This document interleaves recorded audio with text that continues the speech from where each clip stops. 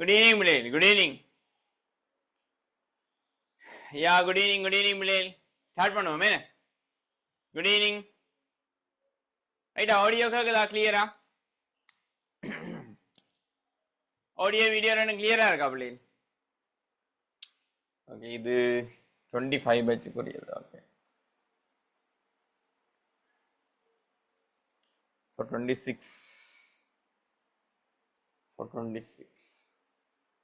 சரி. ஸோ காணிங்க good evening. So கடைசி கிளாஸ் படித்த விஷயங்கள் பார்த்து கொண்டு வந்திருப்பீங்கன்னு நினைக்கிறேன். ரைட்டா? சரி. ஸோ அடுத்த டாபிக்ல போவோம். ஸோ அண்டு பார்க்க வேண்டிய உயரமுக்க நீர்த்தாரை பார்க்கணும் என்ன? சரியா? சரி, அதுல உயரமுக்க நீர்த்தாரை பார்க்கணும். கொஞ்சம் பொறுங்க.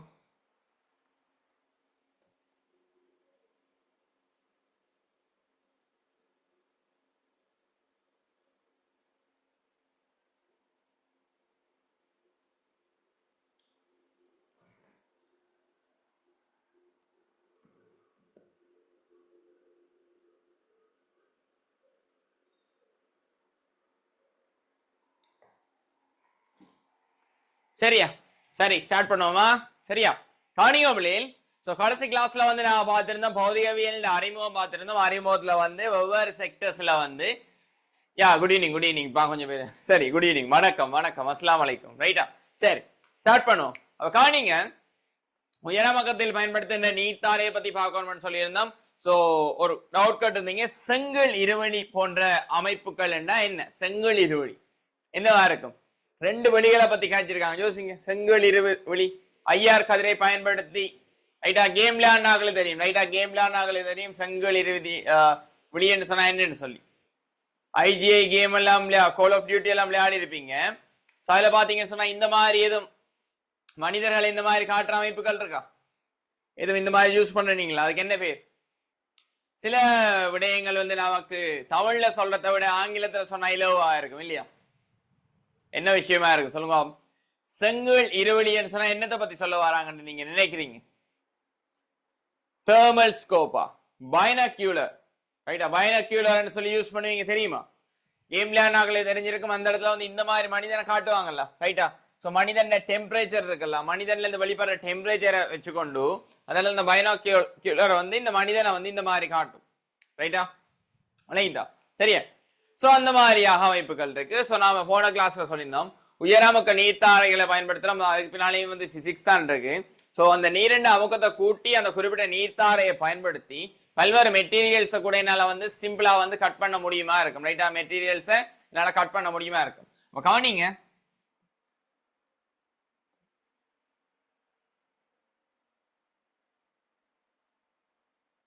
சரியா? கவனிங்க. உயரமுக்க நீர்த்தாரைகள் ரைட்டா? உயரமுக்க நீர்த்தாரைகள் பார்க்க போறோம். ரைட் தானே? சோ உயரமுக்க நீர்த்தாரைகளை பயன்படுத்தி நம்மளால பிள்ளைகள் சோ ஹை பிரஷர்ல மெட்டல்ஸை கூட கட் பண்ண முடியும், கொங்கிரீட்டை கட் பண்ண முடியும். இப்ப தண்ணி, கொங்கிரீட் ரெண்டையும் எடுத்து பாருங்க. தண்ணி ஒரு லிக்விட் தானே? ரைட்டா? சரி. சோ இந்த இடத்துல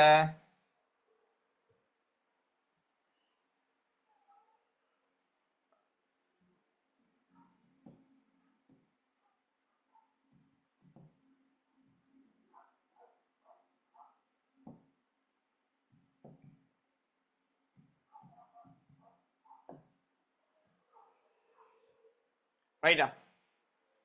கவனிங்க.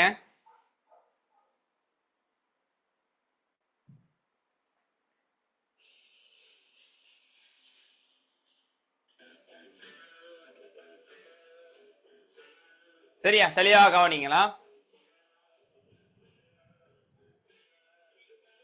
சரியா? ஹை பிரஷர்ல உயர் அமுக்கத்துல என்ன செய்யறாங்கன்னு சொன்னா நீர்த்தாரைகளை கொங்கிரீட்டின் மீது விசிறுகின்ற போது ரைட்டா? சோ அந்த கொங்கிரீட்டை கட் பண்ணக்கூடிய மாதிரி இருக்கும். தெளிவாக கவனிங்க. இந்த இடத்துல என்ன செய்யறாங்கன்னு சொல்லி பாருங்க.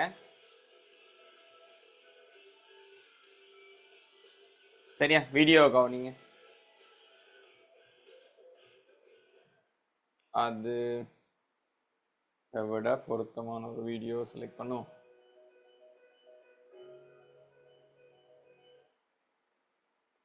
நீர்த்தாரை சொல்லும் ஓட்ட ஜெட்னு சொல்லி. சரிதானே?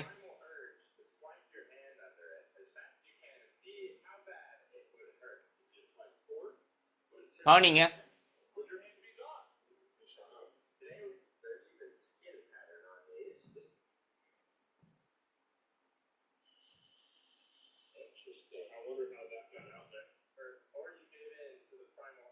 ரைட், கவனிங்களா?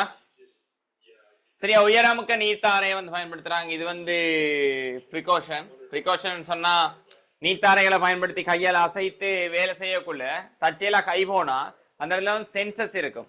அந்த குறிப்பிட்ட சென்சஸை யூஸ் பண்ணி என்ன செய்வாங்கன்னு சொன்னா, இது கையன்னு சொல்லி டிடெக்ட் பண்ணா நீர்த்தாரையில இருந்து நீர், அதாவது வாட்டர் ஜெட்ல இருந்து நீர் விசிறப்படுவது வந்து நிறுத்தப்படும். ரைட்டா, அதை பத்தி தான் இதுல சொல்றாங்க. ரைட்டா, இந்த வீடியோல அதை பத்தி சொல்லியிருக்காங்க. நம்ம அதுக்குரிய அந்த குறிப்பிட்ட கட்டிங் நடக்கிறதுக்குரிய இதை பார்ப்போம்.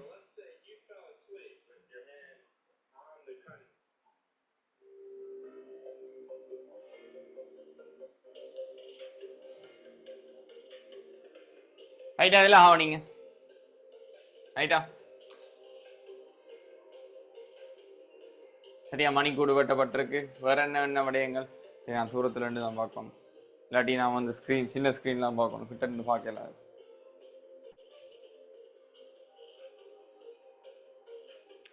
ரைட்டா, ஸோ அந்த இடத்துல மெட்டீரியல்ஸ் எல்லாமே வெட்டுவாங்க. ரைட் தானே, கொங்கிரீட்டை வெட்டுவாங்க, மெட்டல்ஸை வெட்டுவாங்க, நிறைய பதார்த்தங்களை வந்து விரும்பின வடிவத்தில் வெட்டி கொள்ளக்கூடியதாக இருக்கும். நிறைய இண்டஸ்ட்ரீஸ்ல வந்து இந்த குறிப்பிட்ட விஷயத்தை யூஸ் பண்ணுவாங்க.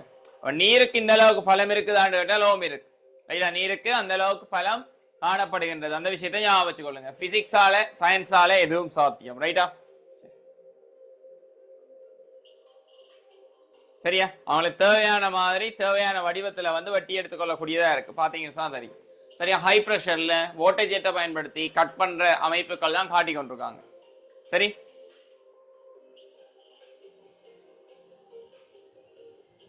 உயரமுக்கம் அமுக்கம் என்றால் என்ன, காவி கணியம் மண்ணி கணியம், இந்த விடயங்கள் வந்து நாம அடுத்தடுத்ததாக படிக்க போற பாடங்கள்ல இருக்கு. அதுக்கு முன்னதாக பௌதிகவியல் அறிமுகத்துல நீர்த்தாரையை பத்தி காய்ச்சிருக்காங்கன்றதால கவனிங்க. ஸோ விரும்பின வடிவத்தை, விரும்பின பார்ட்ஸ், நீங்க மோட்டார் பைக் பார்ட்ஸ், அதே மாதிரி வந்து வாகன பார்ட்ஸ், ஏன் தண்ணியை யூஸ் பண்றதுல என்ன லாபகரம் இருக்குன்னு சொன்னா, தண்ணி வந்து ஒரு கூலிங் மெட்டீரியல். ரைட்டா, ஸோ வாகனங்கள்ல பாத்தீங்கன்னு சொன்னா வந்து வாகனம் சூடானா வந்து தண்ணியை வந்து உள்ள விடுவாங்க, பார்த்துருப்பீங்க. இப்போ தண்ணியை உள்ள விடக்குள்ள என்ன நடக்கும்னா, சர்க்குலேட் ஆகக்குள்ள தண்ணி வாகனத்துல இருக்க சூடு எடுத்துக்கொண்டு தண்ணி வந்து ஆவியாகும். அதனால வந்து வாகனம் ஹீட் ஆகி அந்த இடத்துல பழுதுகள் வாரத்தை வந்து நீர் வந்து தடுக்கும். ரைட்டா, அப்ப இந்த இடத்துல இன்னொரு மெட்டீரியலை, இன்னொரு லிக்விட்டை யூஸ் பண்ணி அந்த ஹீட்டை குறைக்கணும் பண்ணி இல்லை. ரைட்டா, விரும்பின மாதிரி வெட்டி இருக்கிறாங்க, பாத்தீங்க தானே?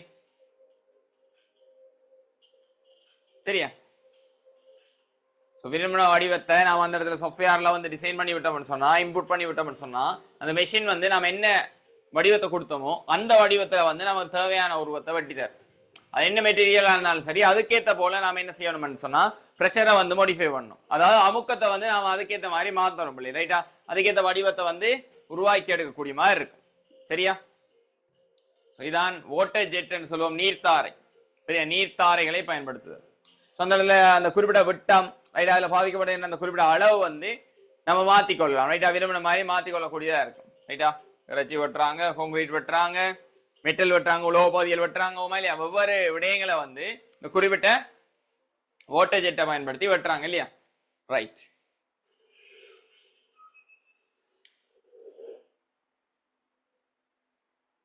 ஸோ அந்த விஷயத்தான் அந்த காட்டியிருக்காங்க, உயரமுக்க நீர்த்தாரை. சரிதானே? சரி, அடுத்ததா இன்னைக்குமே நாம மெயினாக படிக்க எடுத்த பாட பகுதி பார்த்தீங்கன்னு சொன்னா, உயரமுக்கத்தில் கொங்கிரீட் வெட்டுவதற்கு பயன்படுத்தப்படும் நீர்த்தாரைகளையும் செங்கல் இருவழி போன்ற அமைப்புகளையும், செங்கல் இருவழியும் பைனக்யூலர். ரைட்டா, ஸோ பைனக்யூலர் செங்கல் இருவழி போன்ற அமைப்புகளையும் அமைப்பதில் பௌதிகவியல் நேரடியாக ஈடுபட்டுள்ளது.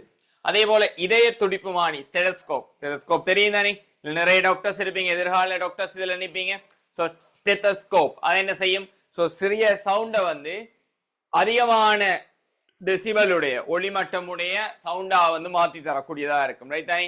அதே போல பாத்தீங்கன்னு சொன்னால் இந்த இடத்துல மிகச்சிறந்த பொருத்தோதையை உருவாக்க பங்களிப்பு செய்த விஞ்ஞானிகளை பத்தி காய்ச்சிருக்காங்க. இந்த விஞ்ஞானிகள்ல கலிலி இருக்கார், அதே மாதிரி வந்து ரோபர்ட் பொயில் இருக்கார், அதே மாதிரி நியூட்டன் இருக்கார், ஐன்ஸ்டைன் இருக்கார், ஆல்பர்ட் ஐன்ஸ்டைன் இருக்கார், ஸ்டீஃபன் ஹாக்கிங்ஸ் இருக்கார். ஸோ இந்த மாதிரி அர்ப்பணிப்புடன் போராடிய நிறைய விஞ்ஞானிகளின் காரணமாகத்தான் நம்ம படிக்கிறதுக்கும், நம்ம விளங்கிக் கொள்றதுக்கும், நம்ம கண்டுபிடிப்புகளை மேற்கொள்றதுக்கும் நிறைய ஸ்டப்ஸ் வந்து நமக்கு வந்து கைவசம் வந்து கிடைச்சிருக்குது. ரைட்டா, ஸோ நம்ம அனுபவிச்சு கொண்டிருக்கிற டெக்னாலஜிஸை விதைச்சவங்க யாருன்னு பார்த்தா, ரைட்டா, ஒரு காலத்துல ஆரம்ப காலத்துல கண்டுபிடிப்பை மேற்கொண்ட விஞ்ஞானிகள் தான் விதிச்சவங்க. ரைட் தானே? சரி, இப்ப நம்ம அடுத்ததா வந்து பார்த்தோம்னு சொன்னா ரைட்டா. ஸோ அந்த மாதிரி விஞ்ஞானிகளை பத்தி கேச்சிருக்காங்க. கலிலியோ கல்லி. அது மாதிரி அந்த காலத்துல பாத்தீங்கன்னு சொன்னா ஒரு குறிப்பிட்ட விஞ்ஞானி ஒரு விஷயத்துல மட்டுமே சிறப்பு தேர்ச்சியுடையவரா இருக்க மாட்டார். வானியலை பத்தி தெரிஞ்சிருக்கும், விஞ்ஞானத்தை பத்தி தெரிஞ்சிருக்கும், ஓவியம் வரையக்கூடியவரா இருப்பார். ஸோ பல்வேறுபட்ட ஆற்றல்களை கொண்டிருப்பாங்க. ரைட்டா. அது மாதிரி பாத்தீங்கன்னா விஞ்ஞானிகள் ஒவ்வொருத்தரும் ஒவ்வொரு ஸ்டடிங் மெத்தட்டை வந்து ஃபாலோ பண்ணுவாங்க. படிக்கிற மெத்தட்டை வந்து ஒவ்வொருத்தரும் ஒவ்வொரு மாதிரி ஃபாலோ பண்ணுவாங்க. சில பேர் வந்து என்ன செய்வாங்கன்னு சொன்னா தொடர்ச்சியா வந்து படிச்சு கொண்டே இருப்பாங்க. ஏர்லி மார்னிங் சலையும் படிச்சு கொண்டே இருப்பாங்க. தொடர்ச்சியா படிப்பாங்க. அப்புறம் தொடர்ச்சியா தூங்கி திரும்பியும் தொடர்ச்சியா படிப்பாங்க. சில பேர் என்ன செய்வாங்கன்னு சொன்னா அவங்களுக்கு தூக்கம் வர நேரம் பவர் நேப்ஸ்ன்னு சொல்லுவோம். ரைட்டா. பவர் நேப்ஸ்ன்னு சொல்லுவோம். குட்டி தூக்கம் போடுறது அதை வந்து பவர் நேப்ஸ்ன்னு சொல்லுவோம். ரைட்டா. நெப்பிங்னு சொல்லுவோம். ரைட்டா. நெப்ஸ் குட்டி தூக்கம். ரைட்டா. நெப்ஸ் என்ன? குட்டி தூக்கம். அவ சில விஞ்ஞானிகள் என்ன செய்வாங்கன்னு சொன்னா குட்டி குட்டி தூக்கம் போடுவாங்க. ரைட்டா. ஸோ அந்த ஐடியா பிறக்கும் வரைக்கும் ரைட்டா கொஞ்சம் ஸ்ட்ரெஸ்ஸா இருக்கு, கொஞ்சம் தூங்கி எழுப்பினா ஐடியா வந்துடும் சொன்னா என்ன செய்வாங்க, அப்படியே விழுந்து அவர்த்திட்டே படுத்துருவாங்க. இல்லாட்டி படுக்கிறது செப்பரேட்டா ஒரு இடம் வச்சிருப்பாங்க.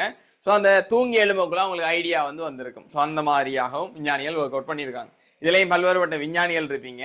உங்களுக்கான படிக்கிற மெத்தட்டை நீங்க தான் மாடிஃபை பண்ணி எடுத்துக்கொள்ளணும். சரிதானே? சரி, கவனிங்க. பௌதிகத்தின் எதிர்கால முன்னேற்றத்துக்கு அவர் ஆற்றிய முக்கிய சேவை என்பது தொலைக்காட்டி இயக்கங்களின் தத்துவம்னு சொல்லி. ரைட்டா.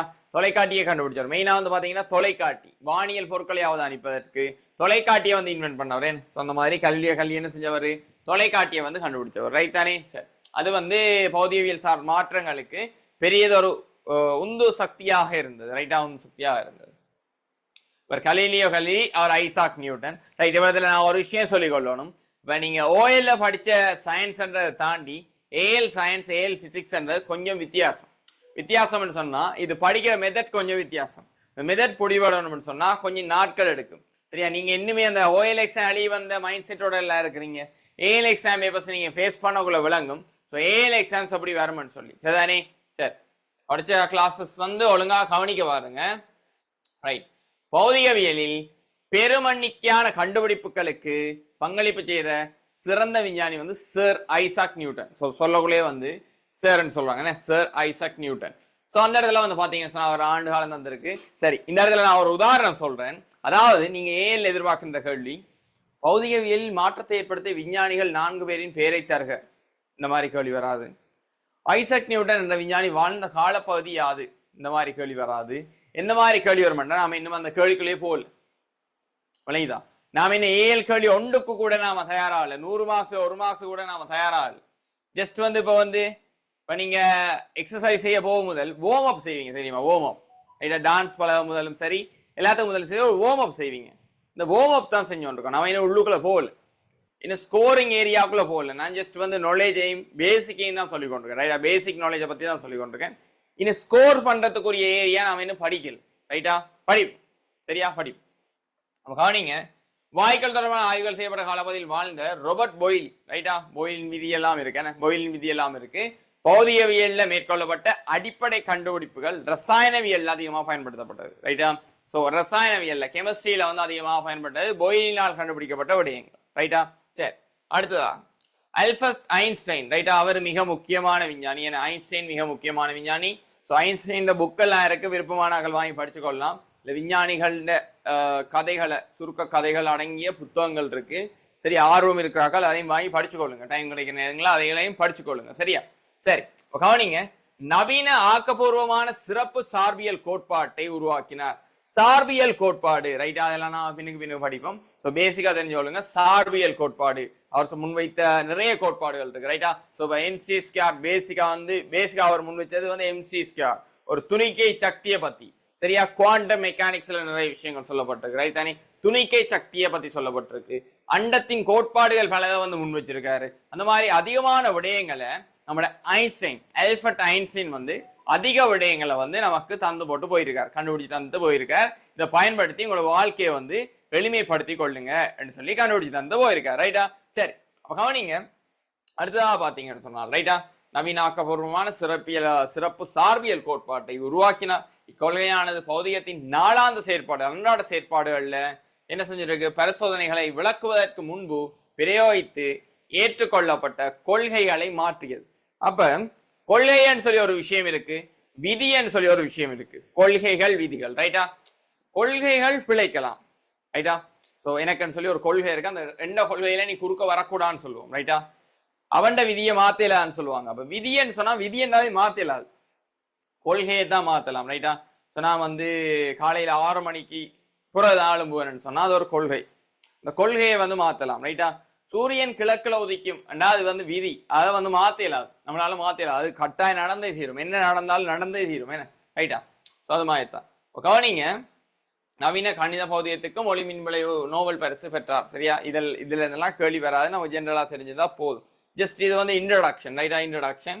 ஸோ இவர் வந்து ஸ்டீவன் ஹாக்கிங்ஸ், இவர் வந்து ஆல்பர்ட் ஐன்ஸ்டைன். ஸோ அடுத்த வந்து ஸ்டீவன் ஹாக்கிங்ஸ் தெரிஞ்சிருக்கும் உங்களுக்கு.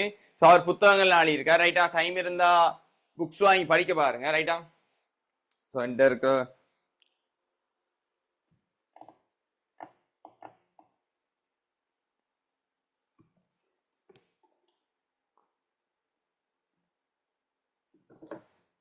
ரைட்டா? ஸோ இன்ட்ரெஸ்ட் இருக்கிற ஆக்கள் பிள்ளைகள், ரைட்டா? இன்ட்ரெஸ்ட் இருக்கிற ஆக்கள், சரியா? ஸோ இது வந்து ஸ்டீஃபன் ஹாக்கிங்ஸ் எழுதின புத்தகம், ரைட்டா? ஸோ காலம் ஒரு வரலாற்று சுருக்கம், ஸோ இடியாமீன், ரைட்? இது உங்களுக்கு தேவைப்படாது, ஹிஸ்ட்ரி, ரைட்? அடுத்த ஐன்ஸ்டீன் எழுதின புத்தகங்கள் இருக்கு, ரைட் தானே? ஸோ அதில் வாங்கி படிச்சு கொள்ளுங்க. ஸோ ஆப்ரகாம் லிங்கன், ரைட்டா? சரியா? ஸோ நீங்க என்ன கேரக்டரை நீங்க சூஸ் பண்ணி ஒர்க் அவுட் பண்ண போறீங்களோ அதுக்கேற்ற கேரக்டருக்குரிய வாழ்ந்து முடிச்சாக்கள் கதைகளை கொஞ்சம் படிக்க பாருங்க, சரிதானே?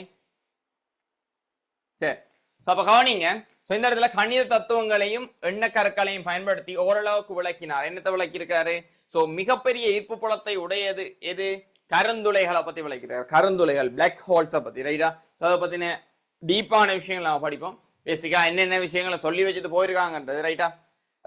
புக் வாசிக்கிறார்கள் இருக்கீங்களா? புக் வாசிக்க விருப்பமானாக்கள், ரைட்டா? Book readers, book reading lovers, ரைட்டா? இருக்கிறீங்களா? நல்ல விஷயம், ரைட்டா? இந்த புக்ஸ் எல்லாம் இருக்கு, வாங்கி வாசிக்க பாருங்க, சரியா? ஆல்பர்ட் ஐன்ஸ்டைன் இருக்கு, லிங்கன் இருக்கு, இன்னும் நிறைய இருக்கு, ரைட் தானே? ஸோ நிறைய இருக்கு, டைம் கிடைக்கிறதுல, ரைட்டா? இடியாமீன், ஸ்டீவன் ஹாக்கிங்ஸ், ரைட்டா? ஸோ இப்போ விளங்குது அவ்வளோ விஷயம் படிக்கணும்னு சொல்லி, சரியா? ஸோ விருப்பம் இருந்தா படிங்க, ரைட்டா? நான் விருப்பம் இருக்கிறதால படிக்கிறேன், சரியா? ஸோ இந்த விஷயங்களை படிக்க பாருங்க, சரிதானே? ஸோ உங்களுக்கு பிடிச்ச விஞ்ஞானிகள், உங்களுக்கு பிடிச்ச ரோல் மாடல்ஸ், அவங்களில புத்தகங்கள், அவங்களுடைய போட்காஸ்ட், ரைட்டா? ஸோ அடுத்த வந்து இன்டர்வியூஸ், போட்காஸ்ட் எல்லாம் பார்க்க பாருங்க, ரைட்டா? சரி, இன்ட்ரெஸ்டிங்கா இருக்கும், ரைட் தானே? இன்ட்ரெஸ்டிங்கா இருக்கும், ரைட்? கவனிங்க. ஸோ அநேகமான விஞ்ஞானிகளால் விளக்க முடியாத அந்த கருந்துளை கோட்பாடுகளை கூட, கருந்துளை பற்றிய, பிளாக் ஹோல்ஸ் பற்றிய கோட்பாடுகளை கூட ஸ்டீவ் ஹாக்கிங்ஸ் வந்து விளக்கி இருந்தார். அப்ப ஸ்டீவ் ஹாக்கிங்ஸ் கதையை பார்த்தீங்கன்னு சொன்னால், ரைட்டா? ஒரு சின்ன கதை, ரைட்டா? ஒவ்வொரு நாள் ஒரு சின்ன கதை சொல்லுங்க.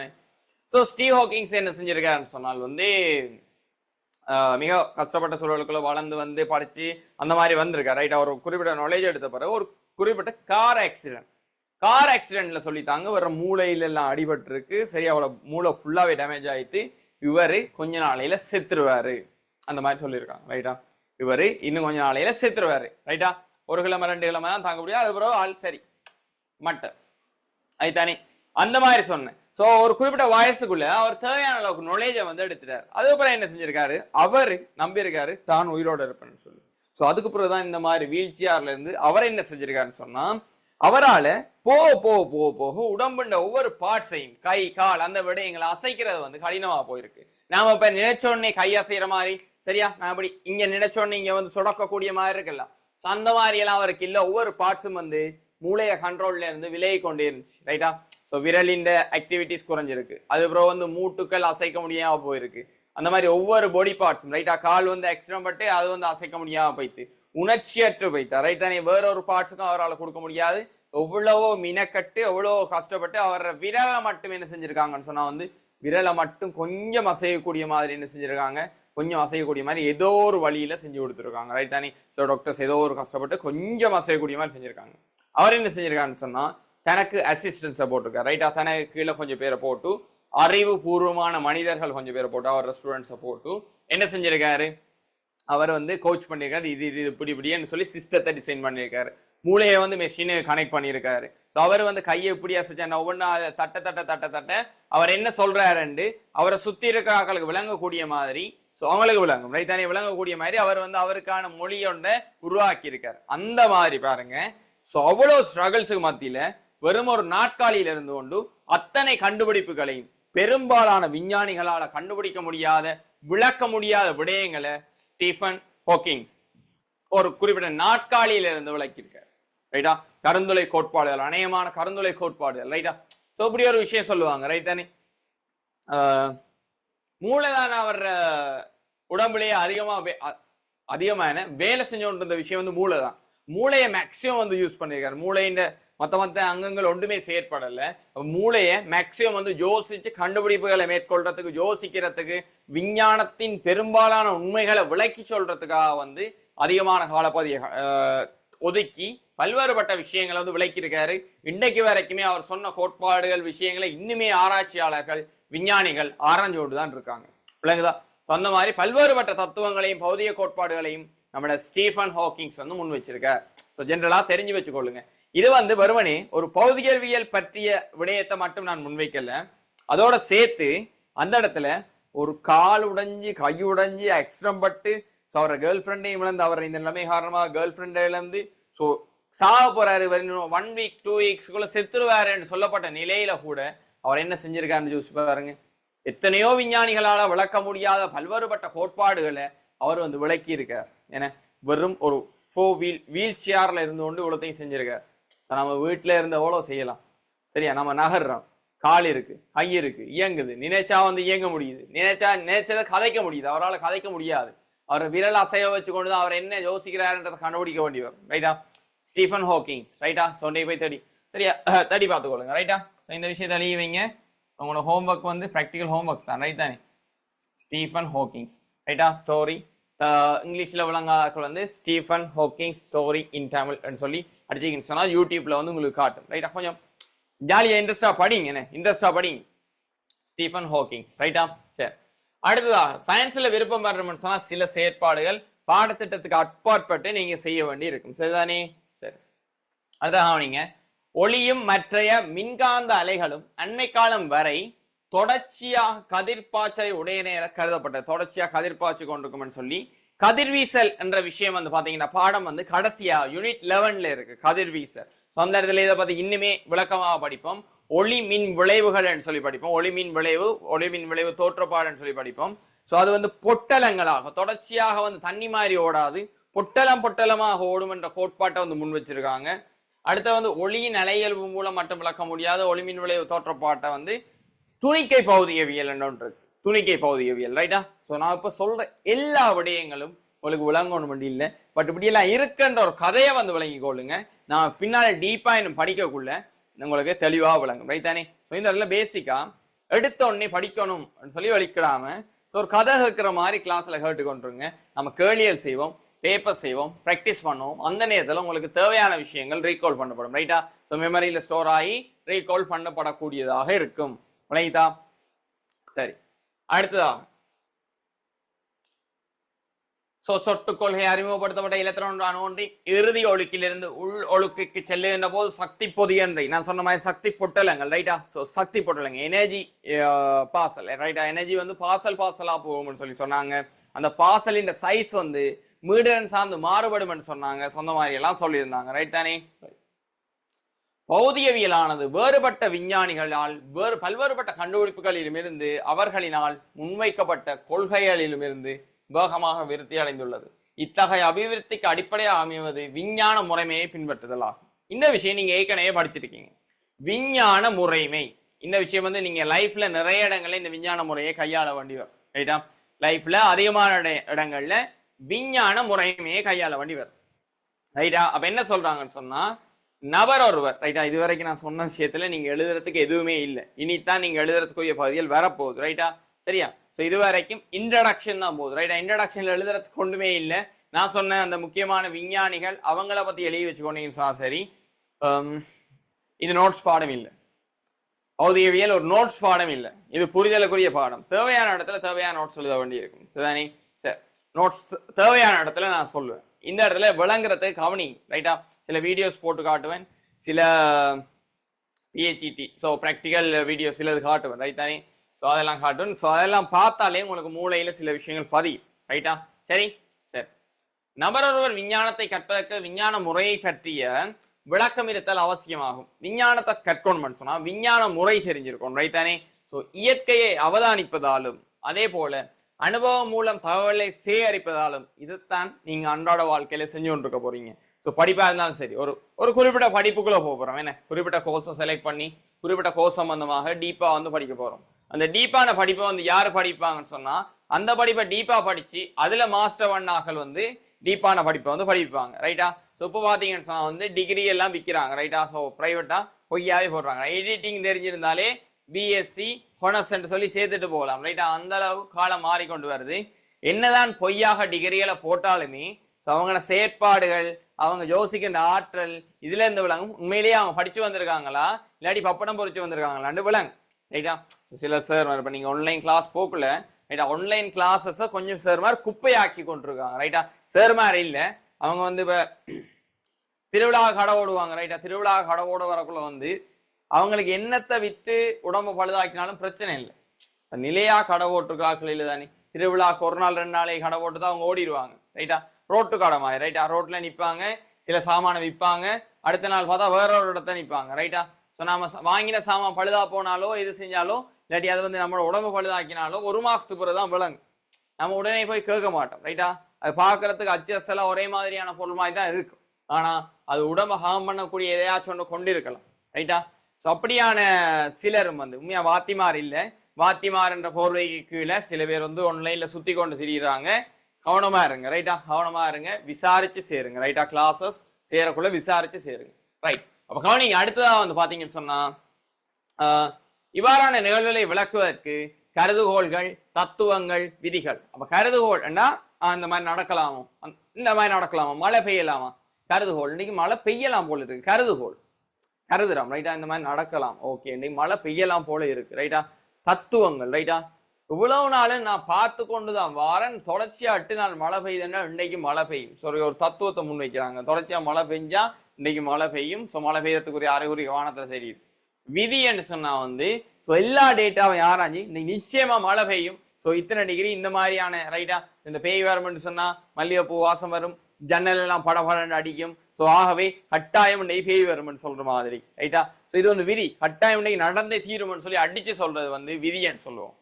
பெய்யலாம் சொன்னா வந்து அவங்க வந்து கருதுகோளை முன்வைக்கிறாங்க, பெய்யலாம், இன்னைக்கு வந்து மழை பெய்ய முடியும், பெய்யற மாதிரி இருக்குன்னு சொல்லி சொல்றாங்கன்னா கருதுகின்றாங்க, ரைட்டா? ஸோ கருதுகோள், தத்துவம், விதி என்பதெல்லாம் வேறுபட்ட விடயங்கள். ஸோ அதை வந்து கொஞ்சம் அண்டர்ஸ்டாண்ட் பண்ணினீங்கன்னு சொன்னா உங்களுக்கு சயின்ஸை படிக்கிறது ஈஸியா இருக்கும், ரைட்?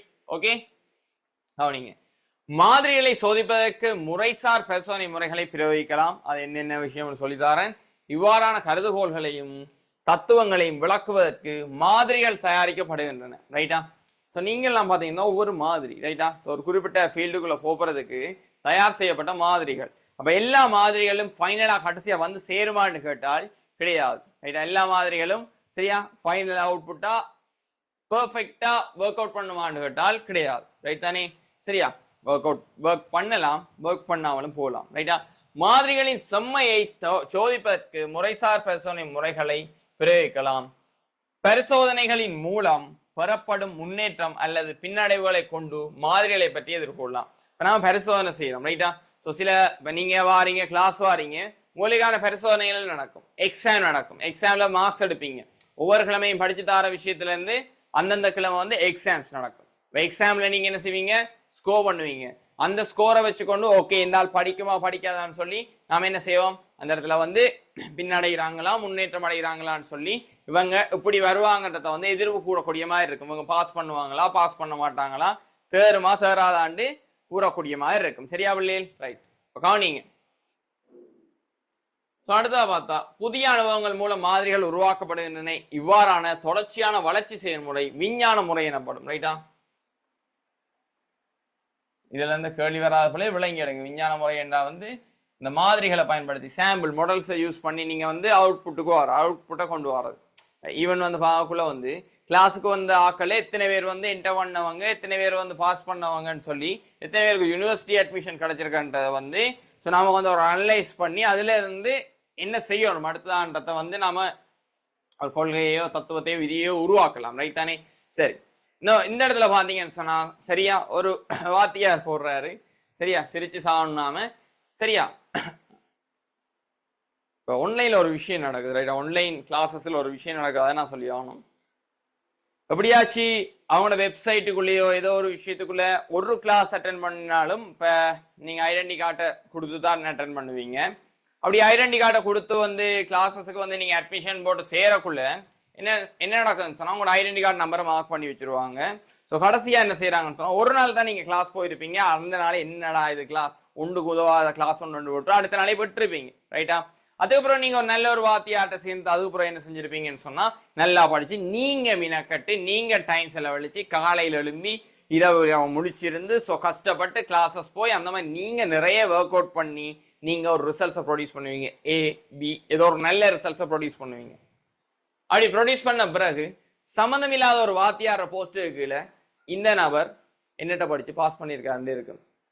சார் உங்களோட பேரே எனக்கு தெரியாது, அப்ப என்னட்டு சார் ரெண்டு இதை போடுவீங்கன்னு பார்த்தா நீங்க ஜெயிச்சா அவர்கிட்ட ஒரு தடவை நீங்க கிளாஸுக்கு போய் செட்டி பார்த்து வருவோம்னு சொல்லி போடும். ரெண்ட கிளாஸ்ல நான் இன்னும் அட்மிஷன்ஸுக்கு உங்களோட என்எஸ்சி வாங்கலி 1 மந்த்துக்கு நான் ஃப்ரீ ஆக்கி விட்டுருக்கேன் சொன்னா எனக்கு நம்பிக்கை இருக்கு. நான் அப்படி படிக்கிறேன்றதை பார்த்து படிக்கிற விளங்கினா மட்டும் கிளாஸுக்கு வந்தா போதும்.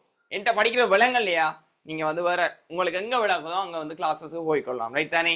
சரி, அந்த நம்பிக்கை எனக்கு இருக்குது ரைட்டா. இதே விஷயத்த மத்தாக்கள் செய்வாங்களான்னு சொல்லி எனக்கு தெரியாது, அது அவர்களுடைய விருப்பம் ரைட் தானே.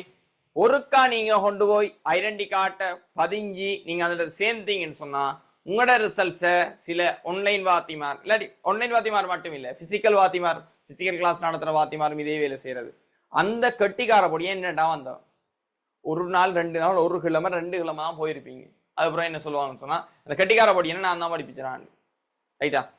ஸோ படிப்பிக்கிறேன்னு சொன்னா வந்து அந்த 2.5 வருடத்திலையும் அந்த பொடியை பொறுப்படுத்தி அவன் மாஸ் குறை எடுக்கக்குள்ள என்ன செய்யணும், கூட எடுக்கக்குள்ள என்ன செய்யணும், எக்ஸாம்ஸ் வைக்கணும், விளங்கப்படுத்தணும், நிறைய விடயங்கள் இருக்கு. படிப்பிக்கிறேன்னு சொன்னா சும்மா ஒரு கிளாஸுக்கு வந்து பார்த்து போனோட இண்டெக்ஸ் நம்பர் அடிச்சு பார்த்து போட்டு அவனோட ரிசல்ட் ஸ்கிரீன்ஷாட் அடிச்சு சடார்னு போட்டு விடுறது இல்லை.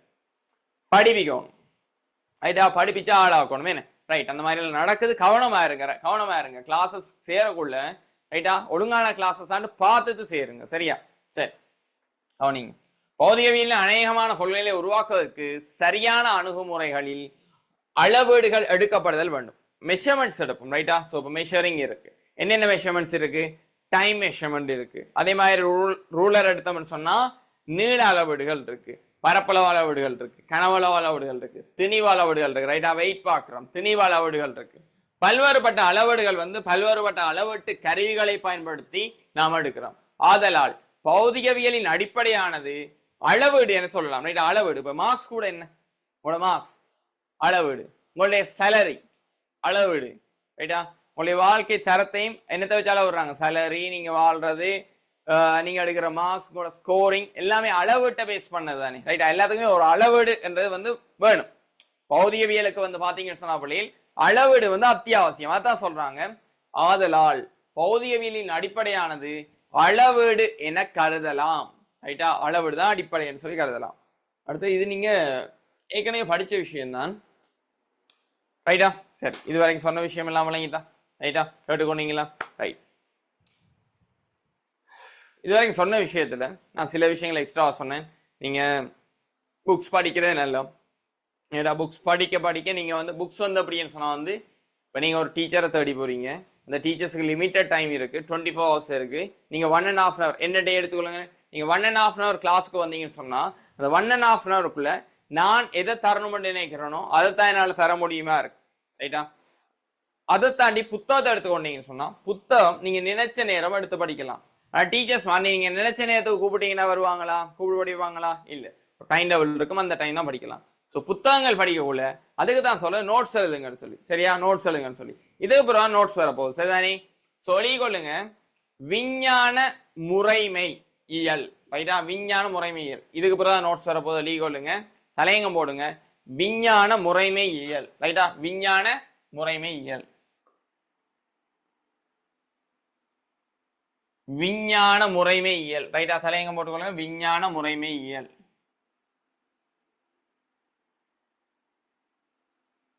ரைட்டா, விஞ்ஞான முறைமை இயல் சரியா பிள்ளைகள்.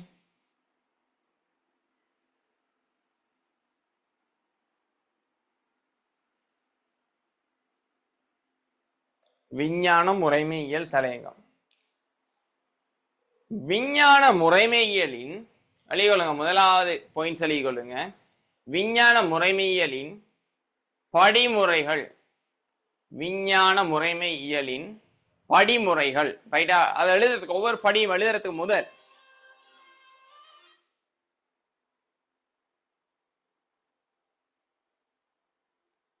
பாருங்கோ. ரைட், கவனிங்க. விஞ்ஞான படிமுறைகள் எழுதுறது முதல் கவனிங்க. விஞ்ஞான படிமுறைகள் 5 இருக்கு. இந்த 5 விஷயங்கள் நீங்க படிச்சீங்க. ரைட்டா? ஃபர்ஸ்ட்டுக்கு வந்து ஒரு பிரச்சனை நடக்குதுன்னு சொன்னா அவதானிக்கணும். ரோட்ல போய்கொண்டிருக்கீங்க, ஒரு ஆள் அடிபட்டு விழுந்திருக்காரு. ஒரு ஆள் அடிபட்டு கீழே விழுந்து கிடக்காரு. பைக்ல முன்னுக்கு பாத்தீங்கன்னா உடஞ்சி இருக்கு. பாத்தீங்கன்னு சொன்னா ஆட்டோல பின்னுக்கு பாத்தீங்கன்னு சொன்னா நல்லா அடிபட்டு இருக்கு. ரைட்டானே? ஸோ அடிபட்டுக்குன்னு சொன்னா அந்த இடத்துல நாம அவதானிச்சுட்டோம், ஆக்சிடென்ட் நடந்திருக்கு என்ன அவதானிச்சுட்டோம். ரைட்டானே? ரைட். அடுத்ததா கருதுகோள் எடுத்துக்கொள்ற. ஓகே, பைக் பின்னுக்கு வந்திருக்கு, ஆட்டோ முன்னுக்கு போயிருக்கு. ஸோ ஒரு வேகத்தை கூட்டினத்தாலேயோ இல்லாட்டி இப்படி சைட்டால வட்டி போக்குள்ள வழிவிடாதாலேயோ ஆட்டோ இந்த பின்பகுதியில மோட்டோ பைக்கின்ற முன்பாதி அடிச்சிருக்கலாம். இல்லைன்னு சொன்னா வேற என்ன நடந்திருக்கலாம்? ஆட்டோ போய்கொண்டிருக்கக்குள்ள சடனா வழிவிடாம திடீரென்று பிரேக் அடிக்க பின்னால வந்த ஆளுக்கு என்ன செய்யறன்னு தெரியாம அப்படியே ஆட்டோல கொண்டு விட்டதால பைக்கின்ற முன்பாதி அடிபட்டிருக்கு, ஆட்டோ இந்த பின்பாதி அடிபட்டிருக்கு. வேற என்ன நடந்திருக்கலாம்? இந்த மாதிரி கருதுகோள்களை உருவாக்கணும். பரிசோதனை செய்யறோம். அந்த ஆட்டோ ஏற்கனவே ஆக்சிடென்ட்ஸை பார்த்த டிராபிக் மேன் வரக்குள்ளேயே சொல்லுவாங்க. அடுத்து அந்த இடத்துல இருக்கிற ஆக்கள்கிட்ட கேட்பாங்க. சரியா? ஒவ்வொரு ஆளையும் கூப்பிட்டு இந்த இடத்துல என்ன நடந்ததுன்னு சொல்லி கேட்பாங்க. ரைட் தானே? அவங்க அவதானிச்ச விஷயங்களை கேட்பாங்க. ரைட்டா? ஸோ அவங்களோட கருதுகோள்களை அவங்க சொல்லுவாங்க. அதுக்கப்புறம் பரிசோதனை ரீதியா இதை பரிசோதிச்சு ரைட்டா பரிசோதிச்சு சப்மிட் பண்ணுங்க. ஃபைனல் என்ன நடந்திருக்கின்ற விஷயத்தை சப்மிட் பண்ணணும் மேல அந்த இடத்துல. ரைட், பரிசோதனை செஞ்சு என்ன நடந்ததுன்னு சொல்லி விசாரிப்பாங்க. ரைட்டா? என்ன செஞ்ச நீ, என்ன செஞ்சதால அதில் கொண்டு போய் முட்டின நீ, அதுக்கப்புறம் ஆட்டோ டிரைவர்கிட்ட கூப்பிட்டு கேட்பாங்க என்ன நடந்ததுன்னு சொல்லி கேட்பாங்க. அதை பரிசோதனை நல்லா அலசி ஆராய்ச்சி பரிசோதனை செய்வாங்க. பரிசோதனை செஞ்சு முடிய ரைட்டா பரிசோதனை செஞ்சு முடிய அந்த இடத்துல கொள்கையை முன்வைப்பாங்க. ஓகே, இவர் இப்படி போனதால இந்த மாதிரி நடந்திருக்கு, அப்ப இதை தவிர்த்திருக்கணும்னு சொன்னால் ஒன்று ஆட்டோக்காரால் அப்ப எதிர்வு கூறல் சொல்லுவாங்க. சரி, நீங்க கொண்டு முட்டி இருக்கீங்க, ஆட்டோவை நீங்க திடீரென்று நிப்பாட்டி இருக்கீங்க, நிப்பாட்டினதாலதான் அவருக்கு பிரேக் கண்ட்ரோல் இல்லாம போய் உங்கள அடிச்சிருக்காரு. அதனால இனிமே நீங்க அந்த மாதிரி திடீரென்று ஓடி போகல, திடீரென்று நிப்பாட்டக்கூடாது. என்ன செய்யணும்? நிப்பாட்டத்தான் போறீங்கன்னு சொன்னா சிக்னலை போட்டுட்டு ரெட் கலர் சிக்னல் அமர்த்திட்டு நீங்க பிரேக் அடிச்சு மெதுவா நிப்பாட்ட வேணும்னு சொல்லி எதிர்வு கூறன்னு சொல்லுவாங்க. அப்படி நிப்பாட்டலன்னு சொன்னா திரும்பியும் என்ன செய்யும்னு சொன்னா மோட்டர் பைக் உங்களோட ஆட்டோவில் அடிபடும், உங்களோட ஆட்டோ உடையும். அதே மாதிரி மோட்டர் பைக் ஆளுக்கு என்ன சொல்லுவாங்க? ஸோ நீங்க என்ன செய்யணும்னு சொன்னா திடீரென்று முன்னால போற வாகனம் நிப்பாட்டலாம். அப்ப நிப்பாட்ட போகுதுன்னு சொன்னா நீங்க என்ன செய்யணும்? குறிப்பிட்ட டிஸ்டன்ஸ் விட்டு தான் நீங்க ஓடி போகணும். அப்படியே அணைச்ச மாதிரி இப்படியே ஓடி போக கூடாது. திடீரென்று நிப்பாட்டா உடனே போய் முட்டுப்படும் இல்லையா? ஸோ அப்ப அதுக்காக தான் சொல்லுவாங்க 2 வாகனம் கிடக்குற குறித்த இடைவெளியை பேணி ஓட வேண்டும். ரைட்டா? பின்னால வரால் கவனமா இருக்கணும், முன்னால போறால் திடீரென்று பிரேக் அடிக்க கூடாது. ஸோ அவர் பின்னுக்கு என்ன வாகனம் வருதுன்றதையும் பார்க்கணும். ஏன்னா பின்னுக்கு ஒரு வாகனம் கொண்டிருக்கும். ஸோ அந்த விடயத்தையும் பார்த்து தான் ஓட வேண்டியிருக்கும். ரைட்டா? சரி, இப்போ ஒரு எளிய உதாரணம் மூலம் நான் இந்த விஷயத்த சொல்லியிருக்கேன். அவதானிப்பு, கருதுகோள், பரிசோதனை, கொள்கை, எதிர்கோள், இந்த விஷயத்தை ஞாபகம் சொல்லுங்க. சரி, அவதானிப்பு கண்மூலமா தானே நடந்தது. இப்ப நான் கண்மூலமா நடந்த அவதானிப்புன்னு சொன்னேன். 2ஆம் கட்டமா நீங்க ஹோலுக்குள்ள டிவி பார்த்துருக்கீங்க, ஹோலுக்குள்ள டிவி பார்த்து கொண்டிருக்கீங்கன்னு வைப்போம், இல்லாட்டி சும்மா இருக்கீங்கன்னு வைப்போம். ஸோ அந்த இடத்துல பாத்தீங்கன்னு சொன்னா திடீரென்று ஏதோ கருகி மணக்குது. ரைட்டா? கருகி மணக்குது, பருப்பு கறி கருகி மணக்குது. என்ன கருதுகோளா இருக்கும்? நீங்க கெஸ் பண்ணுங்க, என்ன கருதுகோளா இருக்கும்? கருகி மணக்கிற மனம் வருது, அது ஒரு அவதானிப்பு. அந்த அவதானிப்பை அவதானிக்க முடியுமா இருந்தது இந்த 5 புலன்ல ஒரு புலனான மூக்கால. ஃபர்ஸ்ட்டுக்கு நான் பார்த்தா கண்ணால, அடுத்த 2வது உதாரணம் சொல்றேன், மூக்கால அவதானித்த அவதானிப்பு. என்ன நடந்திருக்கு? பருப்பு கறி கருகி மணக்குது, என்ன நடந்திருக்கும்? என்ன கருதுகோளா இருக்கும்? என்ன நடந்திருக்கும்? கிச்சனுக்குள்ள என்ன நடந்திருக்கும்? ஓகே, இங்கிலீஷ் மீடியம் ஆக்கள் இருக்கீங்களா? கையெழுத்துங்க. இங்கிலீஷ் மீடியம் ஸ்டூடெண்ட்ஸ் இருக்கீங்களா? உயர்த்துங்க உயர்த்துங்க, எல்லாரும் உயர்த்துங்க. இங்கிலீஷ் மீடியம் படிக்கிற ஸ்டூடெண்ட்ஸ் இருந்தீங்கன்னா ஹை உயர்த்துங்க. ஓகே, நான் வந்து அதுக்குரிய இங்கிலீஷ் மீடியம் வேர்ட்ஸ் வந்து ப்ரொவைட் பண்றேன் ரைட்டா. ஸோ ஒப்சர்வேஷன் எழுவான அளவுக்கு ப்ரொவைட் பண்றேன் ரைட் தானே. ஸோ எக்ஸாக்டா எல்லாத்தையும் ரைட் தானே. ஸோ இங்கிலீஷ் மீடியம் ஸ்டூடெண்ட்ஸ் வாரவங்க ரைட்டா, வர்றவங்க ஆனால் எக்ஸாக்ட் வேர்ட்ஸ் வந்து என்னால் யூஸ் பண்ண முடியுமான்னு தெரியல. ஏன்னு சொன்னால் தமிழ் மீடியம் ஆக்களுக்கு செய்யக்குள்ள இங்கிலீஷில் சொல்லக்குள்ள சில வர தமிழ் வேர்ட்ஸ் விடுபடுது. அதனால வந்து கைக்குள்ள நீங்களே கவனிப்பீங்க. ஓகே, கையை விடுங்க, கையை விடுங்க. ஓகே, ஸோ கதைக்குள்ள நீங்களே கவனிப்பீங்க. எக்ஸாக்ட் இங்கிலீஷ் மீடியம் சொல்லக்குள்ள தமிழ் மீடியம் வேர்ட்ஸ் வந்து விடுபடும் ரைட்டா. தமிழ் மொழி மூலமான வேர்ட்ஸை வந்து விட பார்க்குறேன். ஸோ தமிழ் மொழி மூலமான மாணவர்கள் தான் அதிகமாக வார்த்தால நான் இங்கிலீஷ் வேர்ட்ஸும் சொல்லுவேன் ரைட்டா. ஸோ தமிழ் மொழி தானே நாம விளங்கக்கூடிய மாதிரி நான் சொல்லி கொண்டு போறேன்.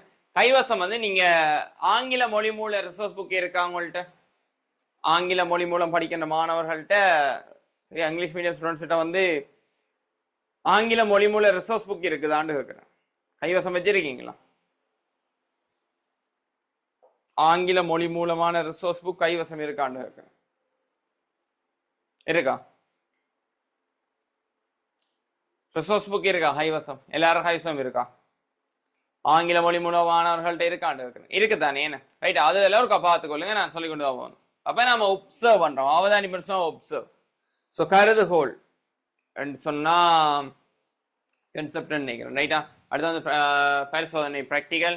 ஸோ அடுத்து வந்து கொள்கை தியரியா ரைட்டா, தியரின்னு நினைக்கிறேன். எதிர்கூறல் ரைட்டா, அசம்ஷன் என்று நினைக்கிறேன் ரைட் தானே. ஸோ அந்த மாதிரி சரியான அக்யூரேட் ஆங்கில பதங்கள் என்னால் சொல்ல முடியாது இல்லை சரியா. சரியா தனியாக இங்கிலீஷ் மீடியம் செஞ்சால் அதை வந்து காய்ச்சி கொண்டு போகலாம். ஸோ அதை ஒருக்கா பார்த்துக்கொள்ளுங்க ரைட்டா. ஸோ நான் அதுக்குரிய ப்ரிப்பரேஷன் செஞ்சு கொண்டு வரல ரைட்டா. ஸோ இங்கிலீஷ் மீடியம் ஸ்டூடெண்ட்ஸ் வருவாங்க, அவங்களோட கைவசம் வந்து அதுக்குரிய இங்கிலீஷ் மீடியம் ரிசோர்ஸ் புக் இருக்கும், இல்லை இங்கிலீஷ் மீடியம் நோட்ஸ் வந்து ப்ரொவைட் பண்ணியிருப்பேன். ஸோ அதை பார்த்து தான் அவங்க படிக்கக்கூடியதாக இருக்கும். அதில் வார வார்த்தை பதங்களை இடையில யூஸ் பண்ணி கொண்டு போகும் ரைட்டா. சரி, அடுத்த இயரில் தான் தனியாக இங்கிலீஷ் மீடியம் ஸ்டார்ட் பண்ணுறதுக்கு இருக்கேன். ஸோ ஸ்டார்ட் பண்ணக்குள்ள பார்ப்போம் ரைட் தானே. அது இன்னும் உங்களுக்கு ஈஸியாக இருக்கும், தனி இங்கிலீஷ் மீடியம் ஸ்டார்ட் பண்ணுவோம் ரைட்டா. ஸோ இப்போதைக்கு தமிழ் மீடியம் தானே, அதனால தமிழ் வார்த்தையெல்லாம் அதிகமாக பயன்படுத்த வேண்டி இருக்கு சரியா.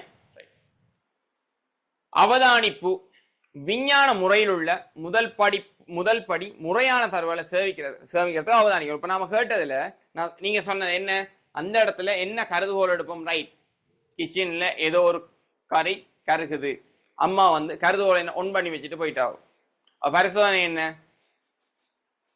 அப்படி போயிட்டு நாம என்ன செய்வோம், அப்படியே போய் மூக்கால அவதானிச்ச விஷயம் ஃபர்ஸ்ட்டுக்கு, அதுக்கப்புறம் பரிசோதனை என்ன செய்வோம், அந்த கிச்சனுக்கு போய் கண்ணாலையும் பார்ப்போம் எரிஞ்சு கொண்டிருக்கான்னு சொல்லி ரைட்டா. பரிசோதனை செஞ்சு அந்த இடத்துல பார்ப்போம். அந்த குறிப்பிட்ட என்ன வேற என்ன பரிசோதனை, அந்த கறி சட்டியை கிண்டி பார்த்தா அடியில வந்து கறி இருக்கும். ஸோ பரிசோதனையின் அடிப்படையில வந்து அந்த இடத்துல கொள்கையை உருவாக்குவோம். தொடர்ச்சியாக அளவுக்கு மிச்சமான நேரத்துல மறதி காரணமாக கேஸ் குக்கரை ஓபனா போயிருந்தால், அந்த இடத்துல ஏதோ ஒரு குக்கரை ஓபனா போயிருந்தால் கறி பத்தும், கறி வந்து வீணா போகும், கறி பத்தி மணக்கும்னு சொல்லி கொள்கையை உருவாக்குறோம். எதிர்வு கூறுவோம், அடுத்தாவது எதிர்வு கூறுவோம். அடுத்த போக்குல கறியை பத்த வைக்கிற மாதிரி ஒன் பண்ணி போட்டு போகாம அடுத்த போக்குல ஞாபகம் வச்சு டைமை பார்த்து கேஸ் குக்கரை ஆஃப் பண்ணி போட்டு போகணும்னு சொல்லி எதிர்வு கூறுறோம் ரைட்டா. அடுத்த இந்த மாதிரி சிங்க சொல்லி எதிர்வு கூறுறோம் ரைட்டா. ஸோ அதாவது நீங்க எக்ஸ்பீரியன்ஸை வச்சுக்கொண்டு அடுத்த என்ன செய்யணும்ன்றத வந்து முடிவு பண்ணி எதிர்வு கூறுறீங்க ரைட்டா. இந்த மாதிரி நடக்கணும், நடந்தா நல்லம்னு சொல்லி எதிர்வு கூறுறீங்க ரைட்டா. ஸோ ப்ராக்டிக்கலி விளங்கிதான் இந்த விஷயம். இப்படி கொள்ளுங்க விஞ்ஞான முறைமையில் படிகள்னு சொல்லி எழுதி கொள்ளுங்க. முதலாவது எழுதுங்க அவதானிப்பு, முதலாவது எழுதுங்க அவதானிப்பு, முதலாவது அவதானிப்பு. இரண்டாவது கருதுகோள் ரைட்டா, அழியை கொள்ளுங்க. இரண்டாவது கருதுகோள் ரைட்டா, இரண்டாவது வந்து கருதுகோள். மூன்றாவது பரிசோதனை, மூன்றாவது வந்து பரிசோதனை. அவதானிக்கணும் ரைட். ஐம்புலன்கள் என்னென்ன இருக்கு அதுக்கு முதல் சொல்லுங்க ரைட்டா. அவதானிப்புக்குரிய ஐம்புலன்களை சொல்லுங்க. என்னென்ன புலன்களால நீங்க அவதானிக்க முடியும், அவதானிப்புக்காக என்னென்ன புலன்கள் வந்து படைக்கப்பட்டிருக்கு, என்னென்ன புலன்கள் இருக்கு உங்களோட கைவசம், உங்கள் வசம் என்னென்ன ஐம்புலன்கள் என்று சொல்லுவோம். 5 புலன்கள் இருக்கு அவதானிப்பை மேற்கொள்வதற்கு. நான் 2 புலம் சொல்லித்தரேன், ஒன்று கண், அடுத்தது வந்து மூக்கு ரைட்டா. கண் பார்வை ரைட்டா. என்னென்னத்துக்குன்னு சொல்லுங்க பாப்போம். அவர்கிட்டே நோட் பண்ணிக்கொள்ளுங்க, பக்கத்திலேயே நோட்ல போட்டு எழுதிக்கொள்ளுங்க. கண் என்னத்துக்கு? கண் பார்த்தல், மூக்கு நுகர்தல் அல்லது மணத்தல் ரைட்டா, நுகர்தல் சொல்லுங்க ரைட்டா. கண் பார்த்தல், மூக்கு நுகர்தல். அடுத்தது இப்படியே சைட்டுக்கு போங்க, இப்படியே சைட்டுக்கு போங்க. யார் இருக்கா? காது. அப்படியே காதுல இருந்து அப்படியே கீழே வாங்க ரைட்டா. அப்படி வருது, இப்படி வரக்குள்ள அடுத்து என்ன செய்ய? காது ரைட்டா, செவிமடுத்தல். இப்படியே வந்தீங்கன்னா வாய் என்ன செய்தல்? வாய் இல்ல, வாய்க்குள்ள ஒரு சாமான் இருக்கு, நாக்கு. நாக்கு என்ன செய்தல்? சுவைத்தல். அடுத்தது மொத்தமா உடம்பு ஃபுல்லா பரவி இருக்கு ஒரு சாமான், தோல். உணர்தல் ரைட்டா, உணர்தல் ரைட் தானே, தோல் உணர்தல். அப்ப கண் அப்படி அந்த ஆர்டரை ஞாபகம் வச்சுக்கொள்ளுங்க. கண்ணுல இருந்து இப்படியே மூக்கு, மூக்குல இருந்து அப்படியே காது, காதுல இருந்து அப்படியே நாக்கு, அடுத்து மொத்தமா சுத்தி இருக்கிறது தோல் ரைட்டா, உடம்பு ஃபுல்லா சுத்தி இருக்க தோல். இந்த 5 புலன்களை வைத்து நீங்க 5 வகையான அவதானித்தல் செயற்பாடுகளை செய்றீங்க ரைட் தானே. சரி, அதான் அவதானிப்பு. அடுத்தது கருதுகோள், அடுத்தது பரிசோதனை, அடுத்தது கொள்கை, அடுத்தது எதிர்வு கூறல் ரைட்டா. அடுத்தது கொள்கை, அடுத்தது எதிர்வு கூறல். சரியா, நீங்க நாம மெயினா படிக்க எடுத்த விஷயம் இதுதான். இதோட பௌதிகவியல் அறிமுகம் முடியுது. அடுத்ததா நம்ம பேசிக் படிக்க வேண்டியிருக்கும். சரியா, இதெல்லாம் பாடமாக்கி வைக்கிற விடயம் இல்லை. திரும்ப திரும்ப சொல்றேன். எத்தனை தரக்கா சொன்னாலும் ஒரே விஷயம்தான். இத அவதானிப்பு என்றால் என்னன்னு சொல்லி கேள்வி கேட்க மாட்டாங்க. உங்கள்ட்ட ஒரு பிராக்டிக்கல் தருவாங்க ரைட். ஒரு இடத்துல கருகி மணக்குது, இல்லாட்டி ஒரு ஆக்சிடென்ட் நடந்து ஒரு வெடிப்பு சம்பவம் நடக்குது. ஸோ இந்த வெடிப்பு சம்பவத்தை விஞ்ஞான படிமுறையில் ஆராய்கன்னு சொன்னா நீங்க விஞ்ஞான படிமுறைகளின் படி இங்கு அவதானிப்பானது என்னன்னு சொல்லி அந்த கன்செப்டை நீங்க படிச்ச தியரிக்குள்ள இன்வால்வ் பண்ணி யோசிக்கும். விளங்கிதா? நீங்க ஏல படிச்ச முறையில, சரி ஓஏல படிச்ச முறையில அவதானிப்பு என்றால் என்ன, விஞ்ஞான படிமுறைகளை தருக, அவதானிப்பு என்றால் என்ன, கொள்கை உருவாக்குதல் எவ்வாறு மேற்கொள்ளப்படும் சொல்லி கொமனா படிச்சுனீங்களா. இந்த இடத்துல ஒரு பிரச்சனையை சொல்லுவாங்க, ஒரு ஆக்சிடென்ட் நடந்துட்டு, இந்த ஆக்சிடென்ட் நடந்ததுன்ற விஷயத்த விஞ்ஞான படிமுறைகளின் படி ஆராய்கின்ற போது சொல்லி அந்த கேள்வி நகரும். பிராக்டிக்கலா நீங்க அந்த குறிப்பிட்ட படிச்ச தியரிய ஒரு கன்செப்டுக்குள்ள நீங்க அப்ளை பண்றதுக்கு ஏத்த ஆளான்றதுதான் அந்த குறிப்பிட்ட பரீட்சையில செக் பண்ணுவாங்க. விளங்கிட்டா? கொஞ்சம் கொஞ்சமா ஏல எப்படிப்பட்ட விஷயம் என்றதை நீங்க அண்டர்ஸ்டாண்ட் பண்ணிக்கொள்ளுங்க ரைட்டா. சரி சரி, அடுத்த விஷயங்களை பார்ப்போம் ரைட்டா. சொன்னது அடி கொள்ளுங்க, பார்த்துக்கொள்ளுங்க.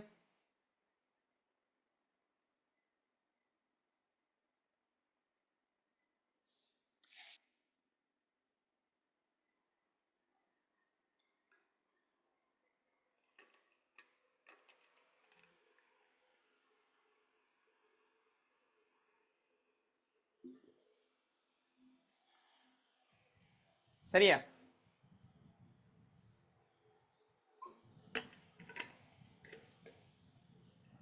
குளிர்த்தும் கருவி, நீரொரு குளிர்த்தும் கருவி ரைட்டா. ரைட், 4வது பாடத்துல படிப்போம். குளிர்த்தும் கருவி என்ன படிப்போம் ரைட்டா. கூலிங் லிக்விட் சொல்லுவோம் ரைட்டா. குளிர்த்தும் கருவி சொன்னா கூலிங் லிக்விட் ரைட்டா. சரி, 4வது பாடத்துல படிப்போம். சரியா, ரைட். கவனிங்க, 5 வகையான படிமுறையை தந்தாங்க. 5 வகையான படிமுறைக்கு முடிய விளக்கங்களை தந்தாச்சு. ஸோ இதுல இருந்து அதிகப்படியான கேள்விகள் வராது, அது உங்களுக்கு தெரிஞ்சிருக்கணும், ஜஸ்ட் தெரிஞ்சிருக்கணும் ரைட் தானே. ஸோ அப்ப அவதானிப்புண்டா என்ன ரைட்டா. அடுத்து அவங்க சொல்லியிருக்கிற விஷயத்தை நான் வாசி விளங்கப்படுத்துறேங்க. கவனிங்க, விஞ்ஞான முறையில் உள்ள முதல் படி முறையான தரவுகளை சேகரிப்பதற்கு உன்னிப்பான அவதானிப்புகள் முக்கியம். தெளிவாக அவதானிக்கணும். நாம பரிசோதனையில் செய்வோம். பரிசோதனை செய்யக்குள்ள என்னென்ன விடயத்தெல்லாம் அந்த இடத்துல இருந்து நான் அவதானிக்கிறேன்றதை கவனிங்க. ப்ராக்டிகல்ஸ் எல்லாம் நான் வீடியோவாவே போட்டு காட்டுவோம் ரைட்டா. சும்மா நாம கதை எழுத தேவை ரைட்டா. வாயால சொல்லி கதையா மட்டும் எழுதாம ப்ராக்டிக்கல் லேப்ல அவங்க எப்படி ப்ராக்டிகல் செய்வாங்கன்னு சொல்லி அந்த இடத்துல பார்ப்போம் ரைட் தானே. சரி, கவனிங்க. இந்த மாதிரியா இருக்கு ரைட். அடுத்தது ஏல பாத்தீங்கன்னா சரியா, இதெல்லாம் அழியடுங்க, ஒருக்கா பார்த்துக்கொள்ளுங்க. நீங்க எழுதின விஷயங்கள் ஒருக்கா பார்த்துக்கொள்ளுங்க, எழுதியிருக்க விஷயங்கள் ஒருக்கா பார்த்துக்கொள்ளுங்க. இதுவரைக்கும் ரைட்டா, இதுவரைக்கும் நடந்த, இது 4வது கிளாஸ். இதுவரைக்கும் நடந்த வகுப்புகள்ல நீங்க எழுதியெடுத்த விஷயங்கள் ஒருக்கா பார்த்துக்கொள்ளுங்க. 5 நிமிஷம் தான் பார்த்துக்கொள்ளுங்க. இதுவரைக்கும் இந்த 4 வகுப்புகளும் ரைட்டா, இன்னைக்கு தான் புதுசா ஜாயின் பண்ணாக்கள் இருக்கீங்களா? சரி, கிளாஸஸ் கட் பண்றாக்களின் ஆப்புக்குரிய ஆக்சஸ் வந்து ரிமூவ் பண்ணப்படும். சரிதானே பிள்ளைகள்? ஆப் தேவையில்ல தானே கிளாஸ் கட் பண்றீங்கன்னு சொன்னா. சரியா? இது வந்து ஃபிக்ஸ் டைம். ஃபர்ஸ்ட் இயர் ஆக்களுக்கு fix time, second year third year ரைட்டா? இவங்களோட வந்து நர்சரி மாதிரி ரைட்டா? So first year second year ஆக்கலன்னு சொன்னால் first year 25 batch, second year வந்து 24 batch, 24 batch and repeat batch ரைட்டா? ரைட், பார்த்துக்கொள்ளுங்க. சரியா?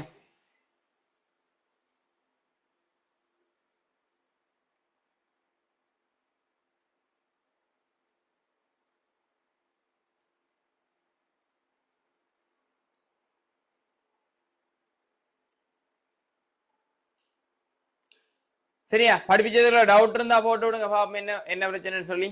ஓகே, கிளாஸ்ல இன்வால்வ்டா இருக்கணும் பிள்ளைகள் ரைட்டா? அவங்களோட மெசேஜஸ் வந்து என்னால் வாசிக்கக்கூடிய மாதிரி இருக்கும். இங்கிலீஷ் மீடியம் ஆக்கள் ஓகே, நீங்க தொடர்ச்சியா வந்து பாருங்க ரைட்டானே. என்ன சொன்ன, நான் அடுத்த இயர் தான் ப்ராப்பர் இங்கிலீஷ் மீடியம் தனியா ஸ்டார்ட் பண்றேன் ரைட்டா? இந்த வருஷம் மிக்சிங் தான் ரைட்டானே.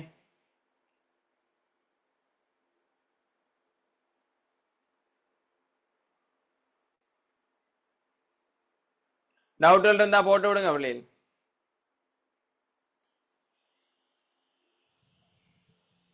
ரைட்டா? சரி, தொடர்ச்சியா படிச்சு கொண்டே இருக்கோம். ஒரு எக்ஸ்ட்ரா ஒரு விஷயம் ஒன்று காய்ப்போம்.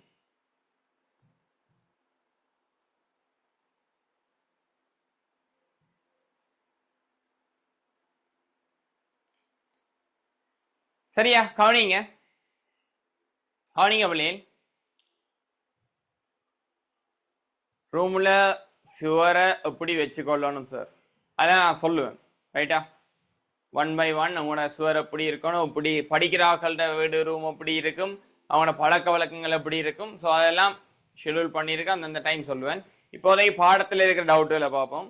அதை தாண்டி நீங்கள் எப்படி படிக்கணும், என்ன செய்யணும், எத்தனை மணிக்கு எழும்பணும், எப்படி ஷெடியூல் செட் பண்ணணும், ஸோ ஸ்கோ பண்ணுறது எப்படி, என்னென்ன பேப்பர்ஸ் நீங்கள் செய்ய வேண்டியிருக்கும், எல்லா விஷயம் சொல்லுவேன். அதை தாண்டி ஒரு முக்கியமான விஷயம் இப்போ சொல்ல போகிறோம் ரைட்டா? ஸோ கவனிங்க. சரியா? கவனிங்க. சரி, கவனிங்க. 2022ஆம் ஆண்டு ஒரு கணக்கு வேலை கொண்டு பார்ப்போம்.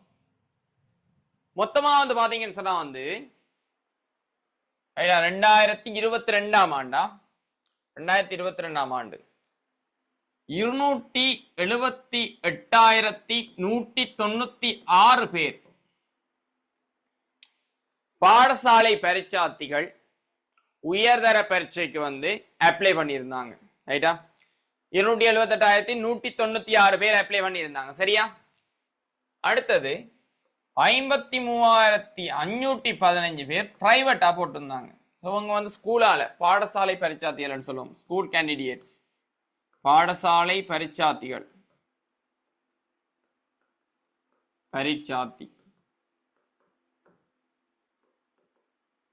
278,196 பேர் வந்து 2022ஆம் ஆண்டு வந்து சரியா ஸ்கூலால எக்ஸாம்ஸ் அப்ளை பண்ணியிருந்தாங்க.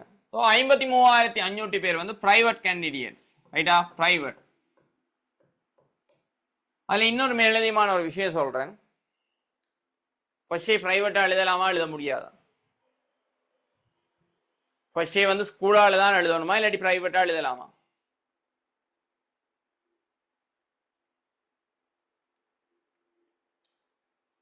ரைட், பல்வேறுபட்ட டவுட்ஸ் இருக்கு. ஸ்கூலால போடுறேன்னு சொன்னா ஃபர்ஸ்ட் ஷே போட்டிருந்தா தான் செகண்ட் ஷே வந்து ஸ்கூலால போடலாம். செகண்ட் ஷே நீங்க ஸ்கூலால போடலாம், ஃபர்ஸ்ட் ஷே ஸ்கூலால போடலாம், செகண்ட் ஷே ஸ்கூலால போடலாம். தேர்ட் ஷே எழுதக்குள்ள வந்து நீங்க கட்டாயம் பிரைவேட்டா தான் போட்டாகணும் ரைட்டா? சரி, ஃபர்ஸ்ட் ஷே ஸ்கூலால போடலைன்னு சொன்னால் நீங்க செகண்ட் ஷே ஸ்கூலால போட முடியாது. சரி, ஃபர்ஸ்ட் ஷே ஸ்கூலால போடலைன்னு சொன்னால் நீங்க செகண்ட் ஷே ஸ்கூலால போட முடியாது. ரைட், அடுத்த விஷயம். சரியா? அடுத்த விஷயம், ஃபர்ஸ்ட் ஷே நீங்க பிரைவேட்டா ஸ்ட்ரைட்டா நீங்க ஸ்கூலால எழுதலாம், பிரைவேட்டா எழுத முடியுமா, முடியாது? எழுதலாம் ரைட்டா? ஃபர்ஸ்ட் ஷே வந்து நீங்க பிரைவேட்டா எழுத முடியும் ரைட்டா? ஸோ அந்த விஷயத்தை வந்து உங்களோட ஹேண்ட் புக்கில் இந்த இயருக்குரிய 2023-24 ஹேண்ட் புக்கில் வந்து மென்ஷன் பண்ணியிருக்காங்க. நீங்கள் ஃபர்ஸ்டே வந்து ப்ரைவேட்டாக எழுதினீங்கன்னு சொன்னால் உங்களுக்குரிய அந்த கல்விக்குரிய மாவட்டமாக வந்து உங்களோட என்ஐசியில் தேசிய அடையாள அட்டையில் ஒரு அட்ரஸ் போட்டிருப்பீங்களா, அதில் ஒரு மாவட்டம் போட்டிருப்பீங்களா, அந்த மாவட்டம் தான் நீங்கள் எக்ஸாம் எழுதின மாவட்டமாக எடுத்துக்கொள்ளப்படும். உங்களோட கோட்டா உங்களுக்குரிய கோர்ஸ் செலெக்ஷன் எல்லாமே அந்த மாவட்டத்தை அடிப்படையாக கொண்டு தான் தீர்மானிக்கப்படும். விளங்கிட்டா? ஸோ நீங்கள் ஃபர்ஸ்டே ப்ரைவேட்டாக செய்ய முடியும். அப்போ நீங்கள் ஒரு சிஸ்டத்தை சூஸ் பண்ணுறா சூஸ் பண்ணலாம், ஸ்கூல் சிஸ்டத்தை சூஸ் பண்ணி ஸ்கூலோட சேர்ந்து இயங்கலாம். இல்லை நீங்கள் ப்ரைவேட்டாக எழுத போறீங்கன்னு விரும்பினால் ப்ரைவேட்டாகவும் எழுதலாம். ரைட்? இது நிறைய பேருக்கு தெரியாது, தெரிஞ்சு கொள்ளுங்க. நிறைய விஷயங்கள் எல்லாருக்கும் எல்லா விஷயம் தெரியாது. பாருங்க, இது கூட இந்த வருஷம் அப்டேட் ஆயிருக்கு. இந்த வருஷத்துக்குரிய யூனிவர்சிட்டி ஹேண்ட் புக்ல வந்து அந்த விஷயம் அப்டேட் பண்ணியிருக்காங்க. ரைட்டா? ஸோ அப்போ டச்சில் இருக்கிறவங்களுக்கு தான் அந்த விஷயம் தெரியும். நிறைய பேருக்கு இந்த விஷயம் தெரியாது. அரிது அரிது, அறியாமை அரிது. ரைட்டா? சரியா? அறியாமையோட இருந்தோம் என்று சொன்னால் நிறைய விஷயங்களை நாம் இழக்க வேண்டி வரும். ஸோ அதில் சில விஷயங்களை நான் அறியப்படுத்துறேன். ரைட்டா? சரியா? பிரைவேட் ஃபர்ஸ்ட்க்கு ஸ்கூல் அட்டெண்டன்ஸ். அப்படி பிரைவேட் என்று சொன்னா ஸ்கூல் அட்டெண்டன்ஸ் எதுக்குடா? பிரைவேட் அது. ரைட்டா? Private, that's private. No need of attendance. Attendance தேவை. அதனால அதுக்கு பேர் பிரைவேட். இல்லைங்களா? நீங்க பிரைவேட்டா வெளியால போடுறீங்க, நீங்க பிரைவேட்டா அப்ளை பண்றீங்க, அதுக்கு வந்து உங்களுக்கு அட்டெண்டன்ஸ் தேவைப்படாது. விளங்குதா? சரியா? ஸோ நீங்க பிரைவேட்டா போட்டு எழுதலாம். ஸோ நீங்க தான் நீங்க படிக்கிறதுக்குரிய அமைப்பை செலக்ட் பண்ணணும். நீங்க ஸ்கூலை வந்து ஒரு அமைப்பா செலக்ட் பண்ணக்குள்ள ஸ்கூல் உங்களுக்கு தேவையான ரிசோர்ஸஸை வந்து ப்ரொவைட் பண்ணுவாங்க, ஒரு குறிப்பிட்ட டிசிப்ளினை மெயின்டைன் பண்ணுவாங்க. ஸோ அந்த குறிப்பிட்ட பாடம் எப்படி படிக்கணும், என்ன ஷெடியூலிங் படி படிக்கணும்னு சொல்லி அவங்களே அதை பொருட்படுத்தி அந்த ஷெடியூலிங் படி உங்களுக்கு தேவையான டீச்சர்ஸை வந்து போட்டு தந்து அந்த சிஸ்டம் ஒன்றை தராங்க. அந்த சிஸ்டத்தை நீங்க பிரைவேட்டா கிளாஸஸை வீட்டு அரேஞ்ச் பண்ணி எடுத்தோ இல்லாட்டி பிரைவேட் கிளாஸஸ்க்கு போயோ உங்களால செய்ய முடியுமா இருந்தால் நீங்க பிரைவேட்டாவே வந்து ஏஎல் எக்ஸாம் அப்ளை பண்ண முடியும். ரைட்? சரியா? ரைட்.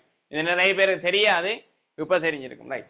நான் ஏற்கனவே ஆய்ச்ச விஷயத்துல பாடசாலை பரீட்சார்த்திகள் 2022ஆம் ஆண்டு 278,196 பேர் வந்து பாடசாலை பரீட்சார்த்திகள். பிரைவேட் கேண்டிடேட்ஸ் வந்து 53,513 பேரும் எடுத்திருக்காங்க. ரைட்டா? மொத்தமா பாத்தீங்கன்னு சொன்னா மொத்தமா ஏழு நாட்கள் கவுண்ட்ஸ் பாத்தீங்கன்னா 9, 0, 7, 1, 3, 3. ரைட்டா? சரியா? 331,000 ரைட்டா? 331,780 பேர் வந்து எக்ஸாம் எடுத்திருக்காங்க. ரைட்டா? 2022ஆம் ஆண்டு. ரைட்டா? அதுல சரியா? அதுல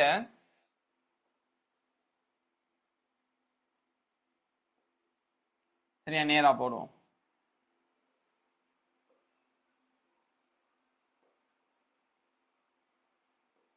தொண்ணூத்தி 1,754 பேருக்கு எத்தனை மடங்கு? இதுல இது எத்தனை மடங்கு சொல்லுங்க, சும்மா சொல்லுங்க.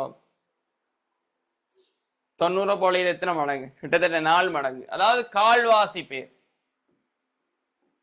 மொத்தமா எக்ஸாம் எழுதினாங்கல்ல, கால்வாசி பேர் வந்து என்ன செஞ்சிருக்காங்கன்னு சொன்னா அப்ளை பண்ணியிருக்காங்க. சரியா? யூனிவர்சிட்டி கோர்ஸ் அப்ளை பண்ணியிருக்காங்க. யூனிவர்சிட்டி கோர்ஸ் வந்து அப்ளை பண்ணியிருக்காங்க.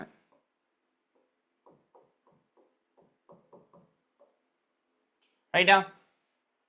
அதுல 42,500 பேருக்கு தான் கோர்ஸ் வந்திருக்கு.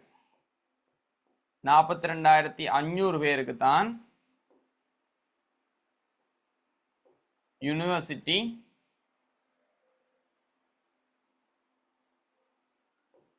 University course selected.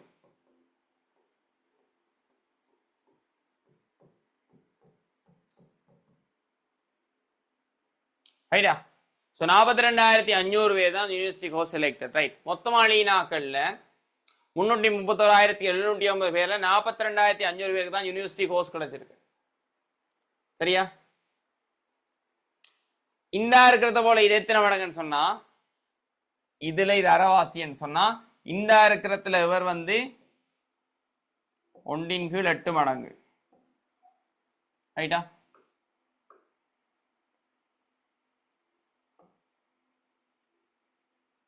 மொத்தமாக எடுத்தாக்கல அப்ளை பண்ண எல்லாருக்குமே கிடைக்கல. அப்ளை பண்ணாக்கள்லேயே அரைவாசிக்கு குறைவான ஆக்களுக்கு தான் கிடைச்சிருக்கு. கிட்டத்தட்ட மொத்தமாக எழுதுகிற ஆக்கள் ஒன்றிங்க 8 மடங்கான ஆக்களுக்கு தான் யூனிவர்சிட்டி கோர்ஸ் வந்து கிடைக்குது. மிச்சமா 7 மடங்கான ஆக்களுக்கு யூனிவர்சிட்டி கோர்ஸ் கிடைக்கல.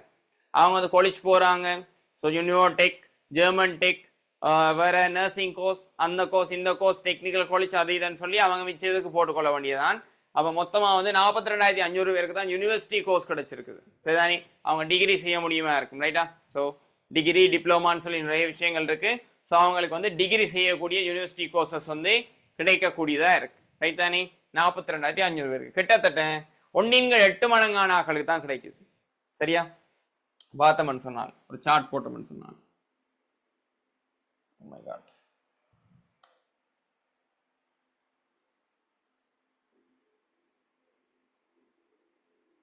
சரியா? ஒரு சார்ட் போடுறோம்.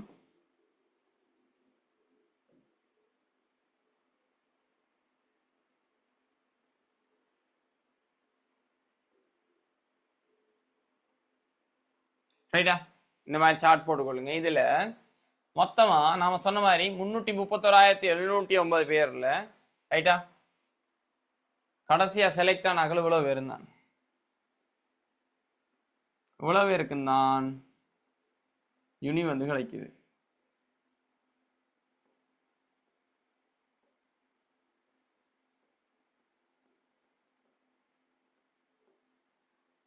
இவ்வளவு பேருக்கு தான் யூனி கிடைக்குது. மிச்சாக்களுக்கு யூனி கிடைக்கல. அவங்க ஏதாவது ஒரு கோர்ஸுக்கு போடுறாங்க, ஏதாவது வேற வேற கோர்சஸுக்கு போடுறாங்க, ப்ரைவேட்டுக்கு போடுறாங்க, வேற ஃபாரினுக்கு. சரியா? ப்ரைவேட்டாக படிக்கணும்னு சொன்னால் ஒரு 20 lakhs 10 lakhs to 20 lakhs வேணும். ரைட்டா? காசு இருக்கிறார்கள் அந்த மாதிரி போட்டுக்கொள்றாங்க. ஸோ 8ஆ பிரிச்ச ஒரு பங்கான ஆகல் தான் யூனிவர்சிட்டி செலெக்ஷன் கிடைக்குது. மிச்ச ஆகலுக்கு கிடைக்கல. ரைட்டானே? ஸோ விளங்கி கொள்ளுங்க. நீங்க எந்த மாதிரியான போட்டிக்குள்ள வந்து இயங்கி கொண்டிருக்கீங்கன்றதை புரிஞ்சு கொள்ளுங்க. சரியா? ஃபர்ஸ்ட் இயர்ல எக்ஸாம் செய்யலாமா? ஓம் செய்யலாம். ஆனா ஸ்கூலால செய்ய முடியாது, பிரைவேட்டா போட்டு செய்யணும். ஒரு வருஷத்துல எக்ஸாம் செய்யலாமான்னு 2 வருஷம் தானே ஏஎல் படிப்பு. ஒரு வருஷத்துல செய்யலாமான்னு ஓம் செய்யலாம். செஞ்சிருக்காங்க. ரைட்டா? நிறைய பேர் வந்து ஒரு வருஷத்துல செஞ்சிருக்காங்க. இன்னொரு 15 வயது இருக்கிற ஒரு மாணவன், 15 வயது உங்களுக்கு எத்தனை வயசு? உங்களுக்கு எத்தனை வயசு? எத்தனை வயசு? 17. 17 வயசு. ஒரு 15 வயசு மாணவன் ஏழு எக்ஸாம் எடுத்து அவருக்கு வந்து A2B வந்திருக்குன்னு நினைக்கிறேன். 15 வயது மாணவன் ஒருத்தன். ரைட்டா? 15 வயது மாணவன் ஏழு எக்ஸாம் எழுதி A2B நினைக்கிறேன். ரைட்டா? ஸோ A2B ஓ 2AB சம்திங். ரைட்டா? அப்ப எதுவும் சாத்தியம். ஏன்னு சொன்னா பிரைவேட்டா எழுதலாம் என்ற விஷயம் போன வருஷமே வந்துட்டு, அது தெரிஞ்ச ஆக்கள் குறைவான ஆக்கள் தான். தெரிஞ்ச ஆக்கள் என்ன செஞ்சிருக்காங்கன்னு சொன்னா போட்டு பிரைவேட்டா எழுதி இருக்காங்க. எந்த வயசுல வேணாலும் போட்டு பிரைவேட்டா எழுதலாம்னு சொல்லி லண்டன் ஏஎல்ஸ் நினைக்கிறேன். ஸோ அந்த மாதிரி நிறைய ஆப்ஷன்ஸ் வந்துட்டு. ரைட்டா? இனிமே பழைய காலத்துல வாழ முடியாது. 19-20 வயசுல கம்பெனி ஸ்டார்ட் பண்ணி கொண்டிருக்காங்க ஃபாரின்ல. ரைட்டா? 21 வயசுல மெடிசின் முடிச்சுட்டு வெளியில பெரிய ஒரு டாக்டரா வராங்க. ரைட்? ஸோ நாம இன்னுமே 25-28 வயசு வரைக்குமே யூனிவர்சிட்டி முடிக்காம இருக்க முடியாது. விளங்குதா? சரி? ஸோ இருக்கிற ஆப்ஷன்ஸை வந்து சரியா புரிஞ்சுட்டு அதுக்கேற்ற மாதிரி ஒர்க் அவுட் பண்ணணும். விளங்குதா? சரியா? ஸோ அதான் விஷயம். ரைட்? கவனிங்க. ஸோ இந்த மாதிரியான விஷயங்களையும் தெரிஞ்சு வச்சுக்கொள்ளுங்க. ஸோ அதில் நான் பார்த்த விஷயங்கள் தான் ஒவ்வொன்றும். சரி? ஸோ அதில் நான் பார்த்த விஷயங்கள் தான். ஸோ அவதானிப்பு எப்படி நடக்கும்ன்ற விளங்கப்படுத்தியிருந்தேன். கருதுகோள் எப்படி எடுக்கிறன்ற விஷயத்தை விளங்கப்படுத்தியிருந்தேன். பரிசோதனை என்ற விஷயத்தை விளங்கப்படுத்தியிருந்தேன். அடுத்ததாக கொள்கை உருவாக்குதலை பற்றி விளங்கப்படுத்தியிருந்தேன். அடுத்ததாக எதிர்வு கூறல் எப்படியா செய்யணும் என்ற விஷயத்தை விளங்கப்படுத்தியிருந்தேன். இதில் சொல்லப்பட்ட நோட்ஸ் கேள்வியா வராது. எப்படியா செய்யணும் என்ற நாலேஜ் தான் உங்களுக்கு இருக்கணும். சரிதானே? எப்படி செய்யணும் என்ற நாலேஜ் தான் இருக்கணும். ஸோ இனி வர போற பாடங்கள் தான் ரைட்டா கொஞ்சம் சீரியஸா படிக்கணும். ஸ்கோருக்குரிய பாடங்கள் பின்னுக்கு தான் வருது. இது வரும் இன்ட்ரடக்ஷன் தான் பார்த்துருக்கோம். ஸோ இனி வர கிளாஸஸ் கட்டாயம் கொஞ்சம் டைமுக்கு ஜாயின் பண்ணி கிளாஸை ஒழுங்காக கவனிக்க பாருங்க. சரியா? கிளாஸை ஒழுங்காக கவனிக்க பாருங்க. சரி? கிளாஸஸ் ஒழுங்காக அட்டென்ட் பண்ணலன்னு சொன்னா உங்களால தியரி விடுபட்டால் விடுபட்டது தான். ரைட்டா? அதுக்கப்புறம் அதை விளங்கிட்டு கடுமையா கஷ்டப்படும். ரைட்டா? 15 வயசுல எக்ஸாம் எழுதினாலா இருக்கட்டும், உங்களோட 17-18 வயசுல எக்ஸாம் எழுதினாக்களா இருக்கட்டும், ஒரு டிசிப்ளினோட தொடர்ச்சியா ஒழுங்கா கிளாஸுக்கு போய் படிச்சா ஒழுங்கா கிளாஸஸ் போய் படிக்க பாருங்க. ரைட் தானே? ஒழுங்கான கிளாஸஸ் செலக்ட் பண்ணுங்க பிள்ளை. ரைட்டா?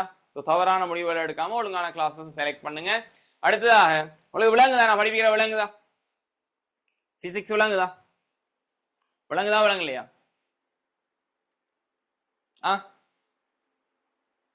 Clear. Okay, thank you. Right. So experience சரிதானே? So experience and knowledge. So படிப்பிக்கணும்னு சொன்னால் எக்ஸ்பீரியன்ஸ் நாலேஜ் ரெண்டு விஷயம் தேவை. அதுக்கேற்ற மாதிரி இந்த டேட்டாக்களை வந்து நாங்கள் அப்டேட் பண்ணி கொண்டே இருக்கணும். ஸோ 23 பேட்சுக்குரிய டேட்டா இன்னும் கைவசம் கிடைக்கல. கிடைச்சோடனே அந்த பேட்சுக்குரிய டேட்டாவை நான் சொல்லுவேன். அதே மாதிரி கோர்ஸ் என்ன செலக்ட் பண்ணணும், எந்த கோர்ஸை செலக்ட் பண்ணால் கூட உழைக்கலாம், எதுக்கு குயிக்காக ஜொப் எடுத்துக்கொள்ளலாம், ஸோ ட்ரைனிங் போடுறது, ட்ரைனிங் பீரியட் சேஞ்ச் ஆகிறது, ஸோ அதே மாதிரி வெளிநாட்டுக்கு போகிற அந்தந்த விஷயங்கள் எல்லா விஷயமும் நான் கிளாஸஸில் கதைப்போம். ஒரேடியாக கதைக்க முடியாது, ஒவ்வொரு நாளைக்கும் ஒரு டாபிக் எடுத்து கதைப்பேன். ஸோ இப்போ இன்றைக்கி ஒரு டாபிக் எடுத்து காய்ச்சி நாமெல்லாம் ஒரு குறிப்பிட்ட 5 நிமிஷம். ஸோ மொத்தமாக எத்தனை பேர் இருக்காங்க, அதில் எத்தனை சதவீதமானாக்களை செலக்ட் பண்ணுறாங்க. ஸோ 1/8 சொன்னால் 12.5% மாணாக்கள் அண்ணலவா? ரைட்டா? ஸோ எனக்கு ஒரு விஷயம் சொல்லுங்க, இவங்க வந்து எத்தனை சதவீதம் பிரித்து சொல்லுங்க. ரைட், செய்ங்க பாப்போம். 42,500 கீழ் 331,709 தர 100 எத்தனை சதவீதம் கண்டுபிடி சொல்லுங்க. இத்தனை பேர், இத்தனை பேர்ல இத்தனை பேர் எத்தனை சதவீதம் கண்டுபிடிங்க. 331,709 பேர்ல 42,500 பேர் எத்தனை சதவீதம்? கால்குலேட்டர் இருந்துச்சு, அது எல்லாமே ஒரு பர்டிகுலர் வந்து தானே.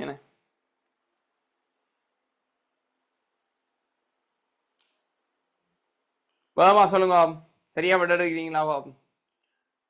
42,500 பிரித்தல் 331,709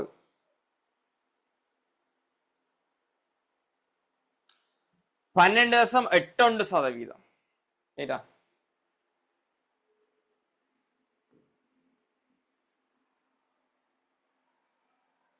அக்யூரேட்டா சொல்ல போனா 12.81% ஆக்களுக்கு தான் கோர்சஸ் கிடைக்குது, அதாவது யூனிவர்சிட்டி கோர்ஸ் கிடைக்குது. ரைட்டா? மிச்சமா இருக்கிற 88% ஆக்களுக்கு யூனிவர்சிட்டி கோர்ஸ் கிடைக்கல. ரைட், விளங்குதா? ஸோ அப்ளை பண்ண எல்லாருக்குமே கிடைக்குதா? இல்லை, அப்ளை பண்ற ஆக்கள் அரைவாசி பேருக்கு தான் கிடைக்குது. சரியா? ஸோ நீங்க என்ன செய்யணும்ன்றதை விளங்கி எடுத்துக்கொள்ளுங்க. ரைட்டா? 12.9 சொல்லியிருக்கீங்களா? ரைட், அவ்வளவா 12.9. ரைட்டா? கிட்டத்தட்ட 13%. 87% ஆட்களுக்கு கிடைக்கல. நீங்க எதுக்குள்ள வர போறீங்கன்றதை யோசிங்க. ரைட்டா? ஸோ அடுத்த கிளாஸ்ல ஒவ்வொரு விஷயமா சொல்லித்தாரோம். சரியா? சரி. ஸோ முடிப்போம் பிள்ளைகள். ரைட்டா? ஸோ நீ கிளாஸுக்குரிய கண்டென்ட் முடிச்சாச்சு. ஸோ ஒவ்வொரு கிளாஸும் அதற்குரிய கண்டென்ட்ஸ் இருக்கு. ஸோ அந்த ஸ்ட்ரக்சரின் படி படிச்சு கொண்டு போவோம். ஸோ விளங்கி எடுங்க, படிச்சு கொண்டு வாங்க. ரைட்டா? அடுத்த கிளாஸ் வர முதல் படிச்சு கொண்டு வாங்க. அடுத்தது உங்களோட நண்பர்களுக்கும் கிளாஸஸ் பத்தி ஷேர் பண்ணுங்க. உங்களுக்கு விளங்குதா? உண்மையிலேயே விளங்கினா உங்க நண்பர்களுக்கும் சொல்லுங்க, கிளாஸஸ் நடக்குது, விருப்பம் இருந்தால் வந்து பார்த்துட்டு ஜாயின் பண்ணலாம், விருப்பம் இல்லையா லீவ் ஆகலாம், அது உங்களுடைய விருப்பம். ரைட்டா? ஸோ எனக்கு நம்பிக்கை இருக்கு, ஸோ எனக்கு எக்ஸ்பீரியன்ஸ் இருக்கு, எனக்கு தெரியும் நான் எப்படி படிப்பேன், அது எப்படி மாணவனுக்கு இலவ முறையில் புரிய வைக்க முடியும்னு சொல்லி நான் என்னுடைய மேக்சிமத்தை ட்ரை பண்ணி கொண்டு தான் இருக்கிறேன். ரைட்டா? ட்ரை பண்ணி கொண்டே இருப்பேன். ரைட்டா? சரி, இதுக்குள்ள இந்த நிறைய 3A வரணும் பிள்ளைகள். ரைட்டா? நிறைய பேர் டாக்டர்ஸ், என்ஜினியர்ஸ், நிறைய நர்ஸ், டென்டல் டாக்டர், சைக்காட்ரிஸ்ட் எல்லாருமே வரணும். ரைட்டான? எல்லாருமே உருவாகி வரணும்னு நான் விரும்புகிறேன். படியாக ஒர்க் அவுட் பண்ணுங்க. சரியா? கனவு மேற்படணும் என்ன? Right, okay. அடுத்த கிளாஸ் சந்திப்போம் பிள்ளைகள். பாய், குட் நைட். தேங்க்யூ பிள்ளைகள். அடுத்த கிளாஸ் சந்திப்போம். சரியா? ஓகே, பாய், குட் நைட்.